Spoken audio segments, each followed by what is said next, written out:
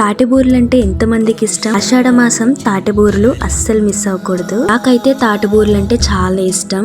ఈ ఇయర్ ముందుగానే తాటిపళ్ళు అయితే తీసుకొచ్చారు. ఈ తాటిపళ్ళు బాగా ముగ్గేసరికి ఇల్లంతా ఒక్కటే స్మెల్ అనుకోండి. తినడానికి చాలా బాగుంటాయి కానీ ఆ పీచ్ అంతా తీయడం కొంచెం కష్టమే. మరీ ఎక్కువ వాటర్ కాకుండా తక్కువ వాటర్ చల్లుకుంటూ ఆ పీచుకున్న గుజ్జు మొత్తం సెపరేట్ చేసుకోవచ్చు.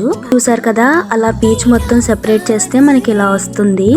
కొంచెం టైం తీసుకొని చేస్తే ఇష్టంగా తినేయచ్చు. పేస్ట్ తో ఇలా డైరెక్ట్ గా బూర్లు వేస్తే అస్సలు రావు. ఇందులోకి సరిపడినంత ఉరిపిండి, పంచదార, రవ్వ నూక వేసుకొని కొంచెం గట్టి పడేలాగా మనకి బూర్లు వచ్చేటట్టు కలిపి పక్కన పెట్టేసుకోవాలి. షుగర్ ఎక్కువ వేసుకోవాలి, వాటర్ ఎక్కువ యాడ్ చేయకూడదు అసలు. ఆయిల్ బాగా హీట్ ఎక్కిన తర్వాత మనకి నచ్చినట్టు బూరెలైనా లేకపోతే గారెల్లా అయినా కూడా వేసుకోవచ్చు. వేసిన వెంటనే తీసేయకూడదు, లోపలంతా కుక్ అవ్వాలి కదా. బాగా కుక్ అయిన తర్వాత అప్పుడు తీయాలి. మనకి రెడ్డిష్ బ్రౌన్ కలర్ వస్తుంది.